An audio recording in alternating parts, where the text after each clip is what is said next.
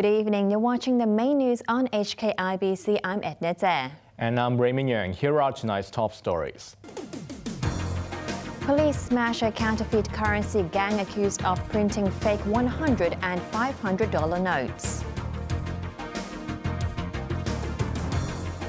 A man suspected of stealing a car is arrested after a high-speed chase covering 30 kilometers.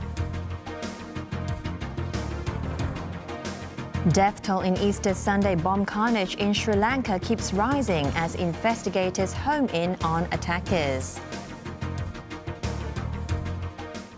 Police have smashed a fake banknote syndicate, arresting 4 people and confiscating a large number of counterfeit bills.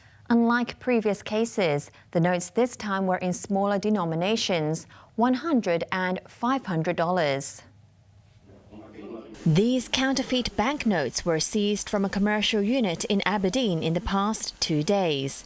At first glance, they may look genuine, but police say don't be fooled. The quality of the counterfeit banknote is quite poor because the way they print it or the way they put the security feature, the fake security feature on it is quite poor. I think most of the general public, they won't be, they can tell the difference if they have a good look at the banknote itself. Equipment including computers and stamps were also confiscated. Officers seized a total of 1,100 fake $100 and $500 notes with a face value of about $220,000. They took action after receiving 34 complaints since March. The victims were restaurants, clothes outlets and convenience stores in Shamsho-po. Since mid-March of this year, we discovered a number of new types of counterfeit Hong Kong and Shanghai Bank Corporation's 2010 versions of 500 and 100 Hong Kong dollars banknotes were circulated into the market. It is believed that it is a relatively well-equipped counterfeit banknote factory discovered in Hong Kong in the recent 5 years. 4 people, 3 men and a woman, aged between 24 and 43 years, were arrested. It's believed that the syndicate has been operating for about 1 month, so not many counterfeit banknotes may have gone into circulation. Mainland investors will soon be able to buy and sell Hong Kong-listed shares of companies with weighted voting rights. The move is another boost to the Stock Connect scheme. Yeung reports. After the Hong Kong Stock Exchange introduced reforms last year, mainland smartphone maker Xiaomi and food delivery platform Meituan Dianping became the first companies with weighted voting rights to list in the SAR. The local stock exchange and its Shanghai and Shenzhen counterparts also agreed to include such companies in southbound trading via Stock Connect. After months of anticipation, Financial Services and Treasury Secretary James Lau said trading for mainland investors can begin in July.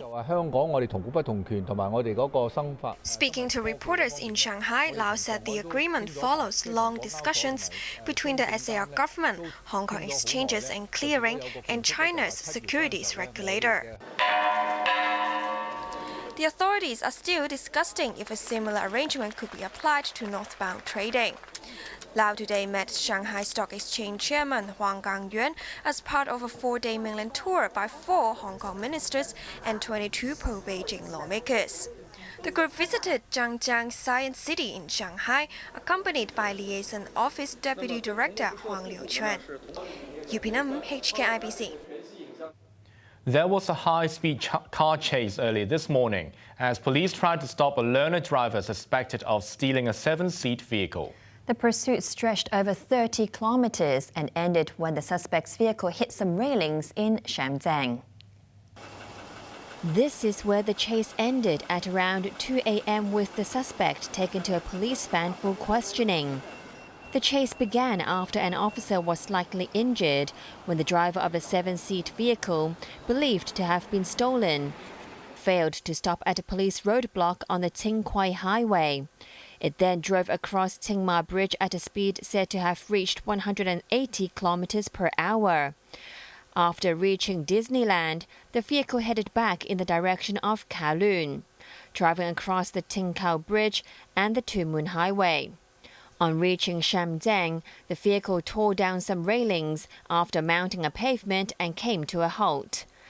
The 46-year-old driver got out and tried to escape but was arrested. He faces a string of charges, including furious driving. An elderly mainland tourist is in a coma after being knocked down by a taxi in Tsim Sha Tsui.